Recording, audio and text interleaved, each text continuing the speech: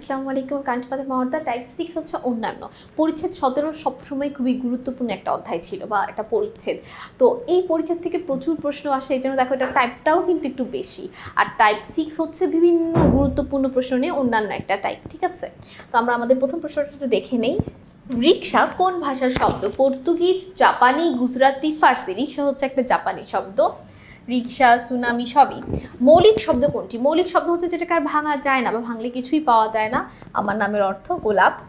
যে সব শব্দ বিশ্লেষণ করা যায় না বা ভেঙে আলাদা করা যায় না তাকে কি বলে? তাকে বলা হয় মৌলিক শব্দ। সাধিত শব্দগুলো সাধারণত কি হয়? বিশেষ শব্দ, বিশেষ অর্থে ব্যবহৃত শব্দ, অর্থবাচক শব্দ, মৌলিক শব্দ। অর্থবাচক শব্দ, ঠিক আছে?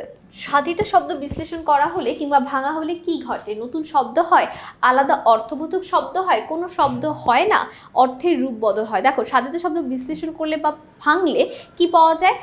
আলাদা অর্থবোধক শব্দ।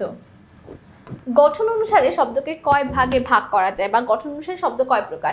2, 3, 4 নাকি 5? অবশ্যই কি 2 প্রকার, মৌলিক ও সাধিত। উৎস বিবেচনায় বাংলা শব্দভাণ্ডার কত প্রকার? 4 প্রকার। তৎসম, তদ্ভব, দেশি ও বিদেশি। গঠন বিবেচনায় শব্দ 2 ভাগে বিভক্ত, যেগুলো কি কি? প্রত্যয় বিভক্তি, ধ্বনি ও বর্গ, মৌলিক ও সাধিত, তৎসম ও তদ্ভব। মৌলিক ও সাধিত। পদ বিবেচনায় পদ কত প্রকার? আমরা জানি 8 প্রকার। বিশেষ্য, বিশেষণ, সর্বনাম, ক্রিয়া, ক্রিয়া বিশেষণ, আবেগ, যোজক, প্রত্যেকটাই। কোনটি পদের নাম নয়? এখানে কোনটা একটা পদের নাম না। আবেগ, অনুসর্গ, যোজক নাকি পদানু?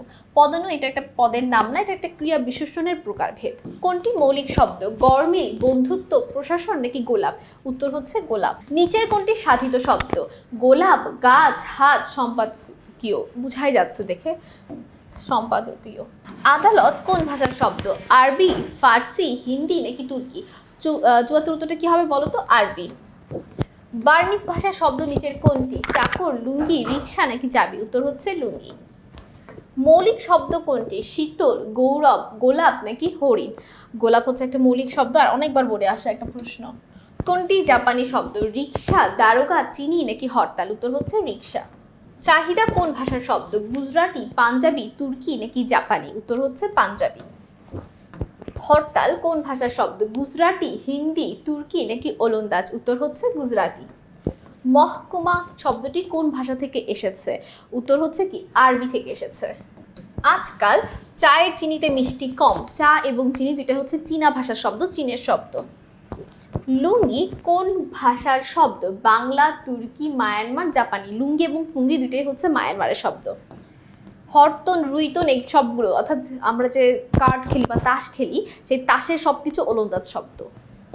টেক্কা, রুইতন, হরতন সবই। সমঝোতা কোন ভাষা থেকে আগত? আরবি, ফার্সি, হিন্দি নাকি তুর্কি? উত্তর হচ্ছে হিন্দি। গরমিল গঠন বিবেচনায় কোন শব্দ? গরমিল গঠন বিবেচনায় একটা সাধিত শব্দ। কোনটি মৌলিক শব্দ? চাঁদ একটা মৌলিক শব্দ। সমাস প্রক্রিয়া যে শব্দ গঠিত হয়, শুধু সমাস না, সমাস, প্রত্যয়, উপসর্গ সবগুলোকে আমরা সাধিত শব্দ বলতে পারি।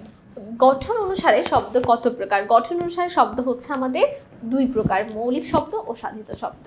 তো সকলকে অসংখ্য ধন্যবাদ আমাদের সাথে এই পর্বটি করার জন্য, এবং পরবর্তী যে পর্ব আছে সেটা দেখার আমন্ত্রণ রইল। আমি কাঞ্চ ফাতেমা মর্দা, যেখানেই শেষ করছি। আসসালামু আলাইকুম, আল্লাহ হাফেজ।